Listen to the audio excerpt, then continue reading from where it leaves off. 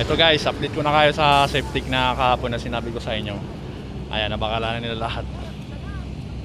Bakalanan nila yan. Ready to buhos na naman yan ba? Itong septic na to. Ayan. Next week, mabubuhusan na namin yan. Ayan, ang ganda ng paggagawa. Salain yung mga bakal nila. Ayan o. Ayan. Ganda. Yan ang dapat nyong gawin. Nasalain yung mga bakal para pag binuhusan, maayos. Ganyan. Lagi yung tatandaan.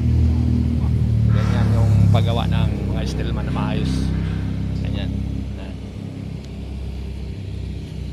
What's up, yo? Ayan. Wala, marami-rami na. Ayan. Partition. Partition ng kwan. Okay na yan. Arita buhos na yan. Next week, tapos na yan. Ha?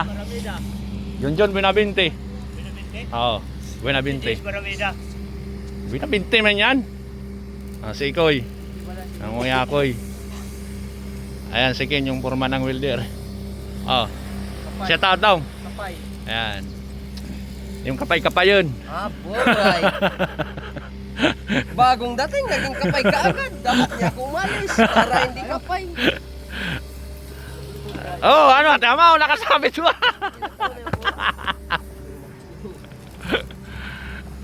Ay, pucha, may bagong welder, oh. Oh. Ay, kaboy, sa mga taga, kuan, oh, mga taga ano? Taga Pusukan di Matrocan City. yan! Very good. Yan guys. Oh. Yan sila. Magmimerinda na. So, lapit ng break time.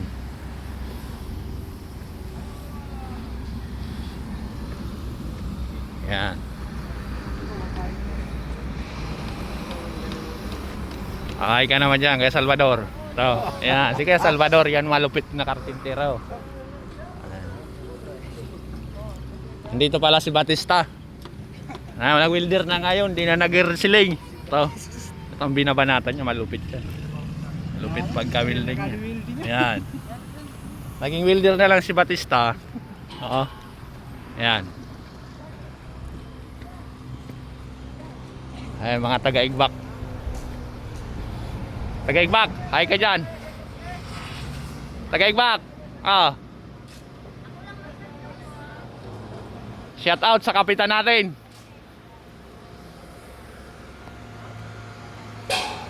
Dito punta tayo sa Steelman.